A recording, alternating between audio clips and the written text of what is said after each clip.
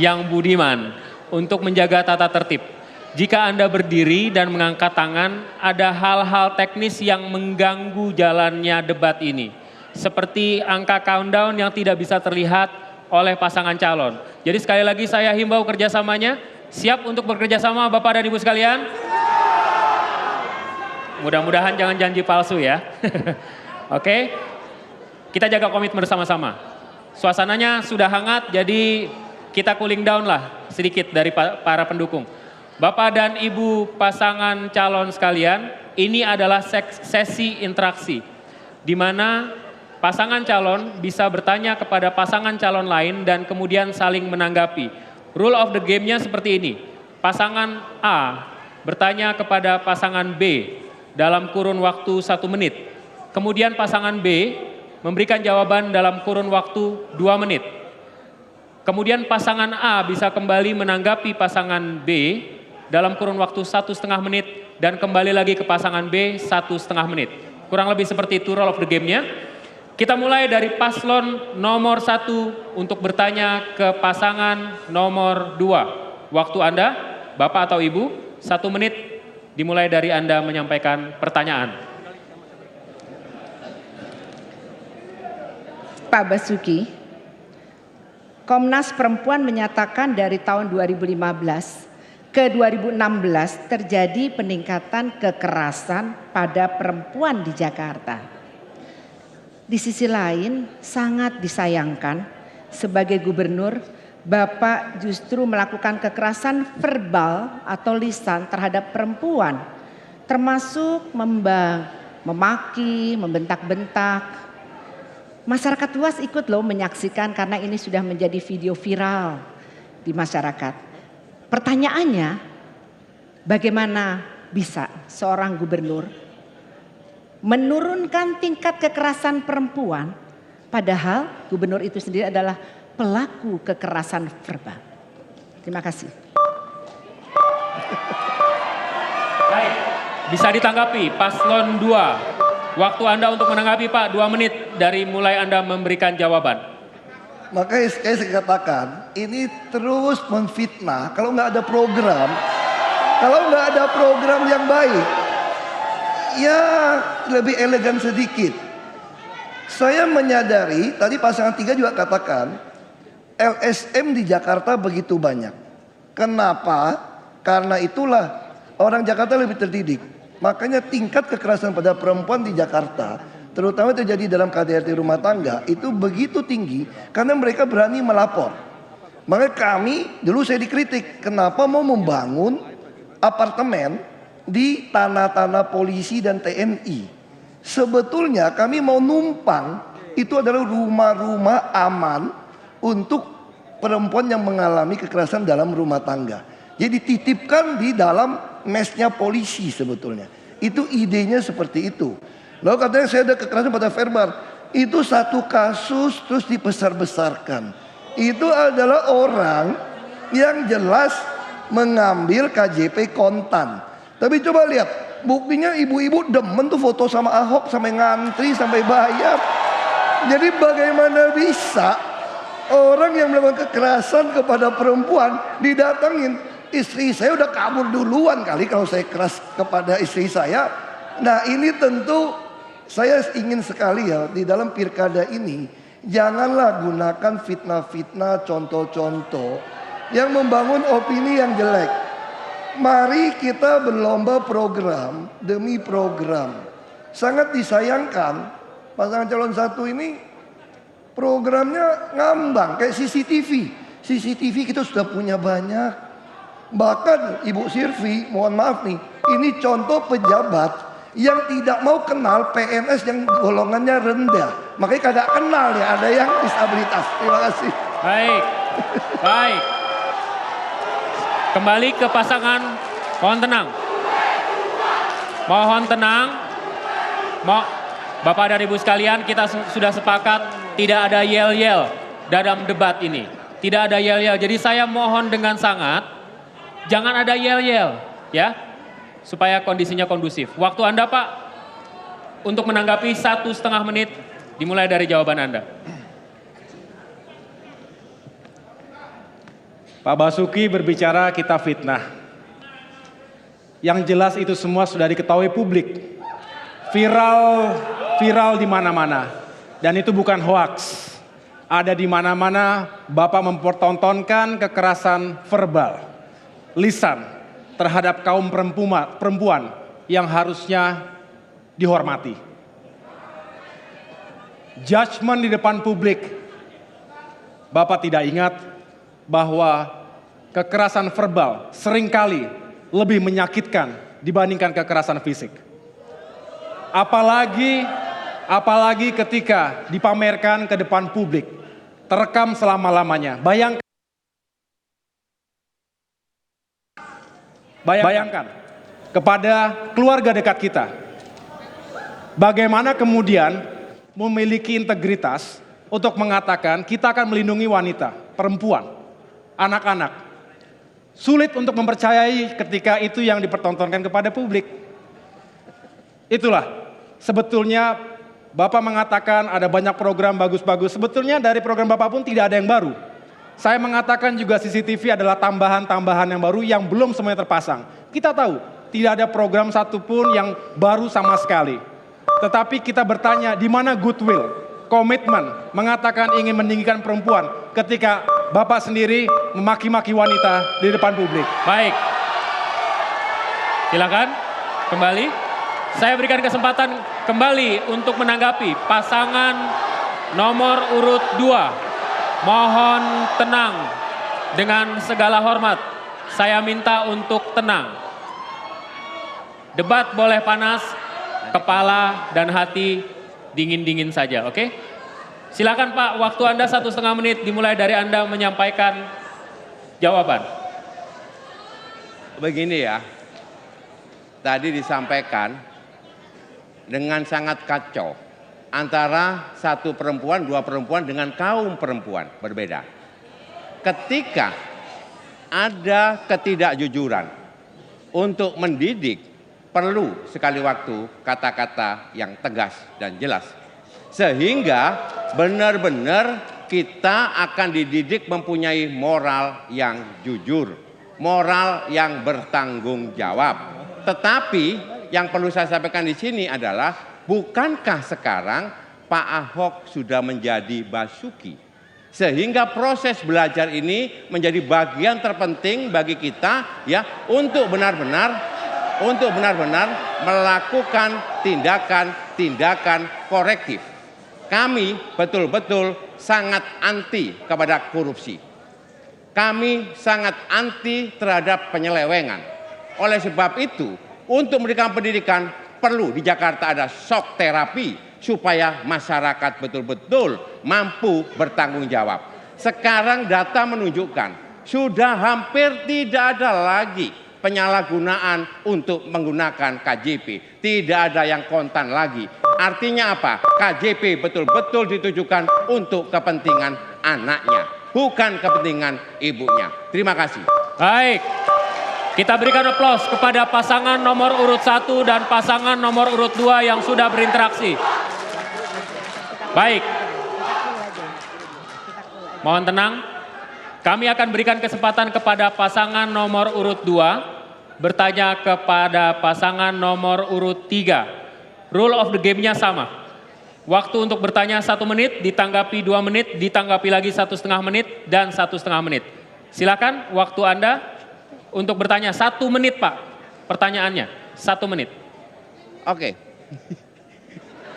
Begini, untuk paslon nomor 3, kami ingin mengingatkan bahwa di dalam pilkada, janganlah kita obral janji-janji di awang-awang yang tidak bisa dilaksanakan. Ya, kasih masyarakat program-program yang konkret dan pasti bisa dilaksanakan. Kami ambil contoh. Ada program dari nomor 3, rumah untuk rakyat. Memiliki rumah tanpa uang muka. Selama 30 tahun, saya ingin tanya sekarang ya, di mana rumahnya, berapa ukurannya, siapa yang mendapatkannya, dan apakah itu sesuai dengan peraturan dari Kemenpera.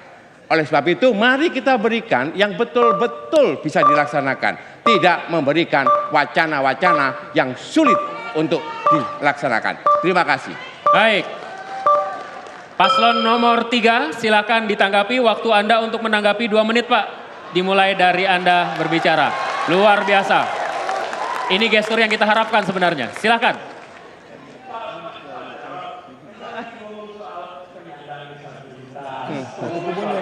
Ada peningkatan kualitas hidup tuh salah satu.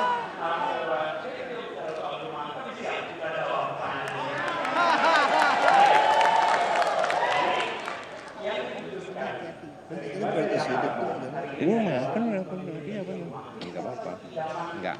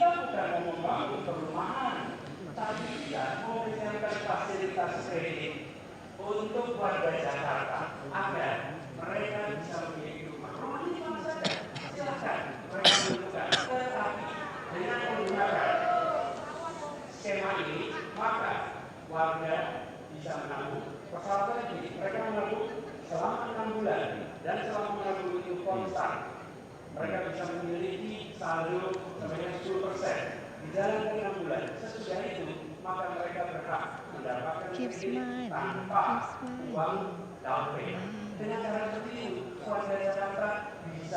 Ini sebenarnya pas lagi biasa kayak gini kan saat relax nih buat kita.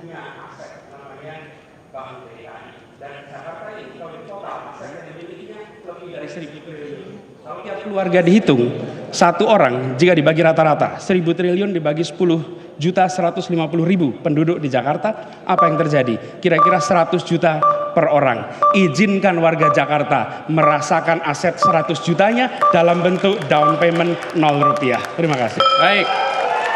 Silakan pasangan calon nomor 2 untuk menanggapi kembali. Waktu Anda 1,5 menit, Pak. Dimulai dari Anda menyampaikannya. Mohon tenang. Memang masalah 1 menit jadi masalah. Sebetulnya kenapa Mas Jarod tanya soal perumahan? Kita bicara meningkatkan kualitas hidup warga DKI. Salah satu adalah tersedianya perumahan. Jadi saya koreksi. Nah yang kami tanya, kalau seandainya bangun rumah susun ukuran 36 saja, itu kira-kira 300 juta. Kalau tanpa DP saja, tanpa bunga saja, diangsur oleh rakyat Jakarta, warga DKI, 30 tahun itu harus mengeluarkan 833.000 per bulan. Ini masalah buat orang yang gajinya pas-pasan 3 juta. Karena komponen kebutuhan hidup layaknya nggak ada. Makanya kami memberikan solusi untuk orang yang gaji di bawah itu disediakan rumah susun, nggak usah sewa, hanya bayar 5.000 sampai 10.000 per hari sebagai iuran gotong royong. Jadi belum lagi kita berbicara apakah boleh DPRD izinkan ngutangin warga 30 tahun, itu udah ganti berapa kali gubernur. Belum lagi perbankan maksimal hanya kasih 15 tahun. Kalau dibilang subsidi pun, subsidinya mau subsidi di mana? Mau bangun 1 juta 300 juta, mau bangun berapa? 10.000, 3 triliun. Uangnya dari mana dikasih begitu? Nggak bisa. Jadi itu yang kami maksudkan. Terima kasih. Baik. Silakan ditanggapi kembali. Waktu 1,5 menit. Dimulai dari Anda mohon tenang. Tidak ada yel-yel dulu ya. Silakan, Pak. Tugas pemimpin itu adalah mencari solusinya. Warga Jakarta menginginkan perumahan. Saya diminta Mas Anies, bro, tolong hitungin deh bro. Cukup nggak kalau misalnya tanpa DP?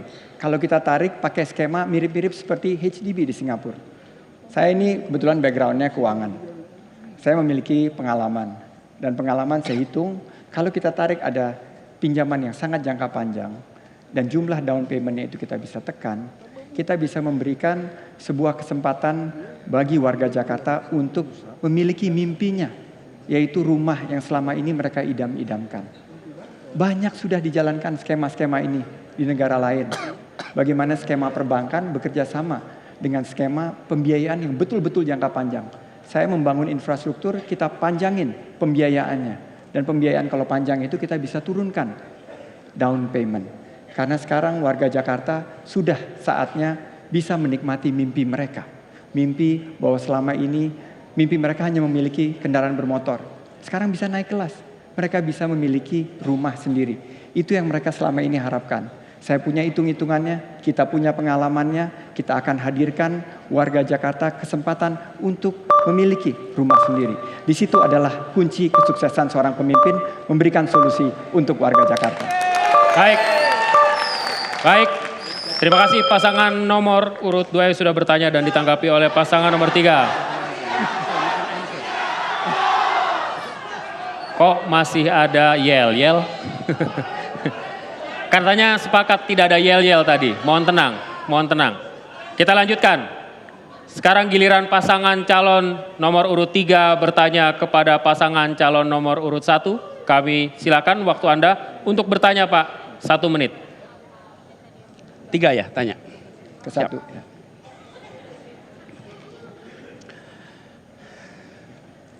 Saya bertanya untuk Ibu Sylvie karena ini terkait dengan Satpol PP. Bu. Satpol PP salah satu institusi yang paling ditakuti oleh para pedagang kaki lima, oleh warga. Karena kehadirannya sering justru menakutkan, kehadirannya mengancam. Dengar Satpol PP takut, khawatir. Ibu Sylvie sebagai sebagai orang yang pernah berpengalaman memimpin, bila kami gubernur, apa nasihat Ibu pada kami untuk memimpin mengelola Satpol PP? Terima kasih, silakan. Baik, waktunya sangat efisien. Waktu Anda, Bu, untuk menjawab. Kalau benar Ibu, waktunya 2 menit. Silakan. Pak Anies, pas betul Pak Anies menyampaikan bahwa saya memang pernah menjadi PLT Kepala Satpol PP. Pada saat itu Pak Joko Widodo yang mengangkat saya sebagai PLT. Jadi memang Satpol PP ini bisa kok dikelola secara humanis. Sebagai bukti bahwa ketika PKL ini mestinya digusur, tapi saya mengatakan jangan digusur, ini ditata. Saya punya contoh konkret, bisa lihat di Jalan Sabang, itu ada yang namanya Kampung 5. Itu terbaik PKL dengan food security-nya yang higienis itu se-Asia tahun 2010. Kemudian kalau kita jalan-jalan ke Menteng loh, itu di Jalan Sidoarjo, itu berantakannya, kemudian kita kelola. Sampai sekarang rata-rata kalau pulang dari debat kampanye langsung makan-makan di sana, sangat higienis. Jadi kata kuncinya adalah bagaimana kita memimpin itu dengan hati. Dan saya yakin betul pada saat kita memimpin dengan hati dan kita tahu, kita ikuti programnya, tapi tetap ada ketegasan. Dan saya bersyukur saya mendampingi seorang gubernur yang luar biasa, Mas Agus, ahli soal keamanan. Saya minta Mas Agus untuk menjawab bagaimana strategi mengatasi keamanan dengan Satpol PP-nya. Silakan Mas. Satpol PP harus diberdayakan sesuai dengan tupoksinya. Tugas pokok dan fungsinya yang memang membantu gubernur untuk melakukan penertiban terhadap hal-hal yang memang mengganggu lingkungannya. Tetapi bukan untuk mengusir PKL tanpa tidak dengan manusiawi. Justru sebaliknya. PKL harus diberdayakan dengan sebaik-baiknya karena itu menjadi penggerak ekonomi kerakyatan. Dan Satpol PP benar-benar harus kita gunakan untuk mendukung hal-hal yang lain.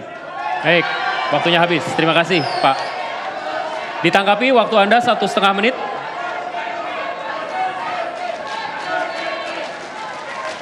Kami silakan. Mohon tenang. Silakan. Terima kasih Bu Sylvie.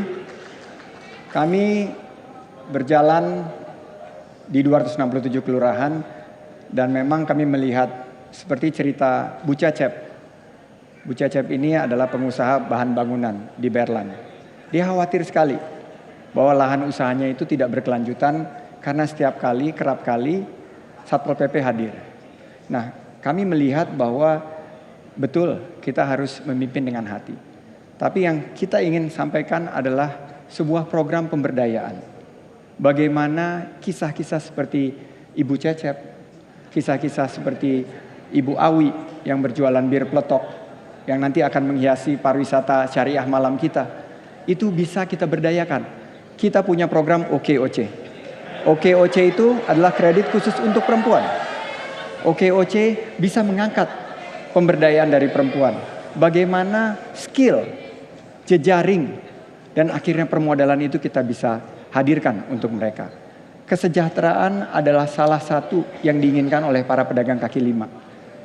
Sementara kita juga tahu mereka ini ingin juga tertib. Mereka ingin ikut kok program pemerintah. Tapi mereka ingin diberikan lokasi binaan. Sebuah pemberdayaan yang memberikan mereka akses terhadap lahan usaha, akses terhadap pemberdayaan, dan juga akses terhadap permodalan. Kami akan hadirkan itu 5 tahun ke depan. Baik, terima kasih. Sekali lagi saya ingatkan untuk tidak mengangkat tangan ketika paslon menyampaikan jawaban atau bertanya. Jika itu tujuannya mengganggu, sangat tidak pantas tentunya. Jadi mohon sekali lagi untuk tidak mengangkat tangan atau menyampaikan yel-yel, Bapak dan Ibu sekalian yang terhormat. Saya berikan kesempatan untuk menanggapi pasangan calon nomor 1. 1,5 menit waktu Anda, Pak. Memang membutuhkan kreativitas, imajinasi dalam melakukan berbagai hal untuk menata lingkungan sehingga lebih tertib, lebih higienis, lebih manusiawi, dan lebih menguntungkan.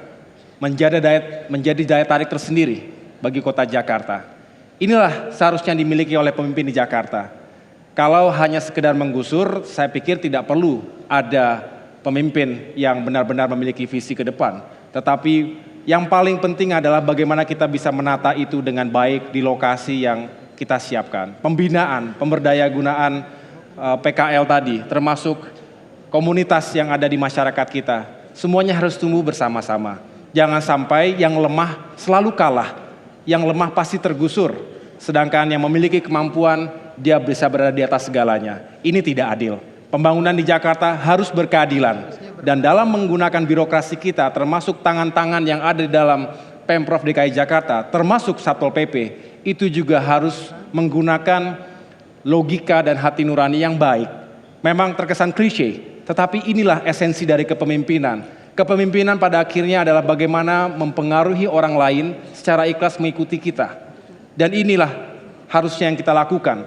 Bukan hanya dengan kekuasaan, kekerasan, atas nama pembersihan dan penertiban kemudian kita menggusur mereka selama-lamanya, menyakiti mereka dan menghadirkan trauma. Ini tidak benar dan harus kita rubah. Baik. Silakan. Sesi ini berakhir, tapi masih ada sesi selanjutnya.